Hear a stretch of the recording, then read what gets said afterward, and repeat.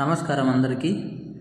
మన EC form brooding మేనేజ్మెంట్లో day 1, day 2లో పేపర్ ఫీడింగ్ చాలా ముఖ్యమైన విషయం. చిక్స్ షెడ్కి వచ్చిన మొదటి 2 రోజుల్లో వాటికి ఫీడ్ సులభంగా కనిపించేలా, సులభంగా తినేలా బ్రూడింగ్ ఏరియాలో పేపర్ను వేస్తాం.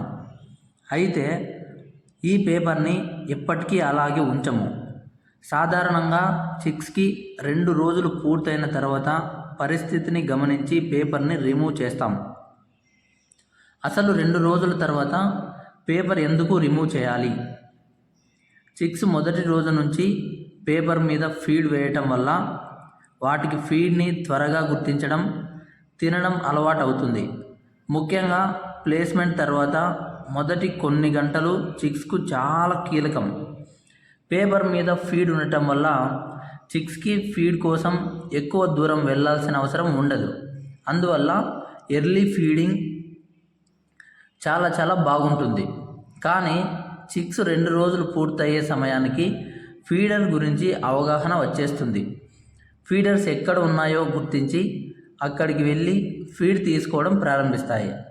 అందుకే ఈ స్టేజ్లో పేపర్ అవసరం తగ్గిపోతుంది.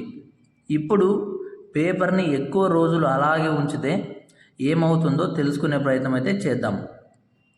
చిక్స్ పేపర్ మీద ఫీడ్ మరియు డ్రాపింగ్స్, వాటర్ వంటివి వేయడం వల్ల పేపర్ తడిసిపోతుంది. తడిసిపోయిన పేపర్ మీద మ్యాన్యూర్ చేరితే షెడ్లో హైజీన్ సమస్యలు రావచ్చు. అలాగే పేపర్ ఎక్కువ రోజులు ఉండటం వల్ల లిటర్ మేనేజ్మెంట్ కూడా ప్రభావితం కావచ్చు. అందుకే సాధారణంగా డే 2 తర్వాత పేపర్ కండిషన్ని చెక్ చేసి అవసరమైన సమయంలో రిమూవ్ చేయడం మంచిది.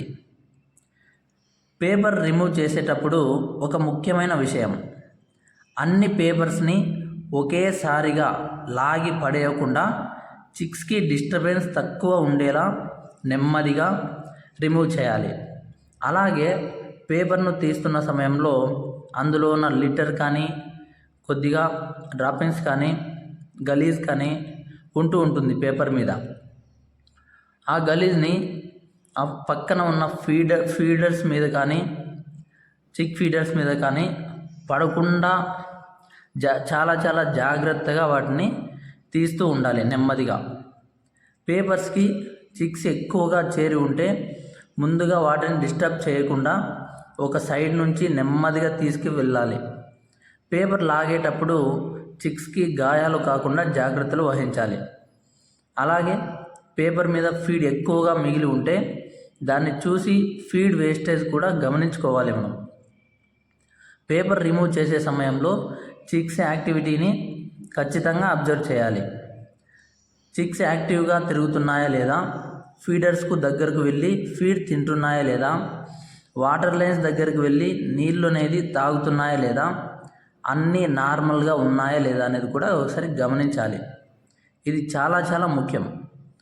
పేపర్ రిమూవ్ చేసిన తర్వాత వెంటనే ఫీడర్స్ మరియు డ్రింకర్స్కి చిక్స్ యాక్సెస్ సరిగ్గా ఉందో లేదో చూసుకోవాలి. చిన్న చిక్స్కి ఫీడ్ మరియు వాటర్ చాలా సులభంగా అందుబాటులో ఉండాలి.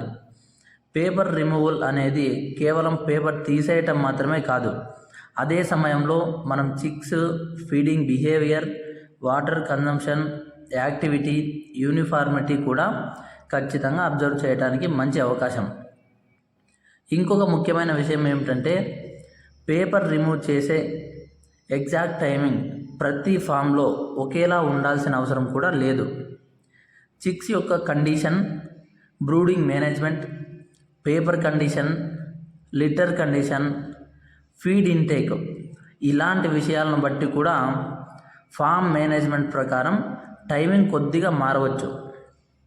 అందుకే ఒక ఫిక్స్డ్ టైమింగ్కి మాత్రమే పేపర్ రిమూవ్ చేయాలని కాకుండా చిక్స్ పరిస్థితిని అబ్జర్వ్ చేసి మేనేజ్మెంట్ డిసిషన్ ఖచ్చితంగా తీసుకోవాలి. పేపర్ తీసేసిన తర్వాత షెడ్లో లిటర్ కూడా సరిగ్గా ఉందో లేదో కూడా ఒకసారి చెక్ చేసుకోవాలి. ఎక్కడైనా వెట్ లిటర్ ఉంటే వెంటనే ఐడెంటిఫై చేసి కరెక్టివ్ యాక్షన్ తీసుకోవాలి. అలాగే డ్రింకర్ లైన్ దగ్గర వాటర్ లీకేజ్ ఉందా, నిప్పుల్ డ్రింకర్స్ నుంచి వాటర్ వేస్టేజ్ అవుతుందా, ఫీడర్స్ సరైన హైట్లో ఉన్నాయా లేదా, చిక్స్కి ఫీడ్ మరియు వాటర్ సులభంగా అందుతున్నాయా లేదా, ఇవన్నీ ఒకసారి చెక్ చేసుకోవాలి. ఎందుకంటే బ్రూడింగ్ స్టేజ్లో చిన్న చిన్న మేనేజ్మెంట్ మిస్టేక్లు కూడా తర్వాత ఫ్లాక్ పర్ఫార్మెన్స్పై ప్రభావం చూపించే అవకాశం ఉంటుంది.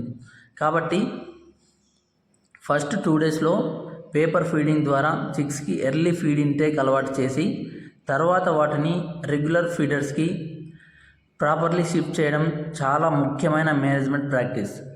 ముఖ్యంగా గుర్తుంచుకోవాల్సిన విషయం ఏమిటంటే పేపర్ పెట్టడం వల్లే సక్సెస్ వస్తుంది అనేది కాదు. పేపర్ ఫీడింగ్తో పాటు temperature, ventilation, feed availability, water availability, chick యొక్క బిహేవియర్ మరియు బ్రూడింగ్ మేనేజ్మెంట్ అన్నీ కరెక్ట్గా ఉండాలి. చిక్స్ కంఫర్టబుల్గా ఉన్నాయా లేదా అనేది వాటి బిహేవియర్ ద్వారా మనకు తెలిసిపోతుంది. చిక్స్ ఈవెన్లీ స్ప్రెడ్గా ఉండి యాక్టివ్గా ఫీడ్ అండ్ వాటర్ తీసుకుంటూ ఉంటే మేనేజ్మెంట్ జనరలీ చాలా కంఫర్టబుల్గా ఉందని అర్థం.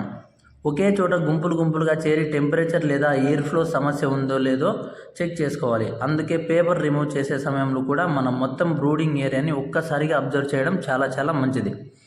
సో ఫ్రెండ్స్, ఈసీ ఫామ్లో మొదటి 2 రోజులు చిక్స్కి చాలా క్రిటికల్ టైం. ఈ సమయంలో ఫీడ్కి మంచి స్టార్ట్ ఇవ్వడం, వాటర్కి ఈజీ యాక్సెస్ కల్పించడం, టెంపరేచర్ను మెయింటైన్ చేయడం, వెంటిలేషన్ను కంట్రోల్ చేయడం, పేపర్ ఫీడింగ్ను ప్రాపర్లీ మేనేజ్ చేయడం చాలా ఇంపార్టెంట్.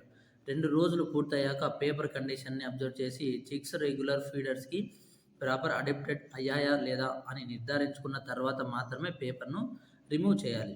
ఇదే మంచి బ్రూడింగ్ మేనేజ్మెంట్లో ఒక ముఖ్యమైన భాగం.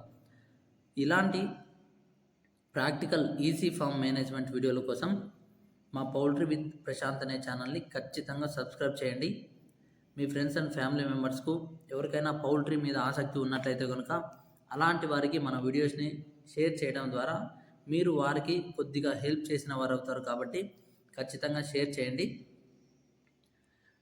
మనం ప్రతిరోజు కరెక్ట్గా ఉన్నట్లు మేనేజ్మెంట్ అంటే ఏంటి, ఈసీ ఫామ్లో లాభాలు ఉన్నాయా, నష్టాలు ఉన్నాయా, ఇలాంటిది ప్రతి ఒక్కటి మంచి ఎక్స్పీరియన్స్ తోటి జెన్యూన్ రివ్యూ అండ్ జెన్యూన్ ఖచ్చితంగా చేసే పనులు మాత్రమే చెప్పడం అయితే జరుగుతుంది. కాబట్టి ఇలాంటి జెన్యూన్ ఛానల్ని మీరు కూడా ఆదరించి ప్రతి ఒక్కరూ సపోర్ట్ చేయాలని నేను కోరుకుంటున్నాను. ఓకేనా? మరి ఒక మంచి ఇన్ఫర్మేషన్ వీడియోతో కలుద్దాం.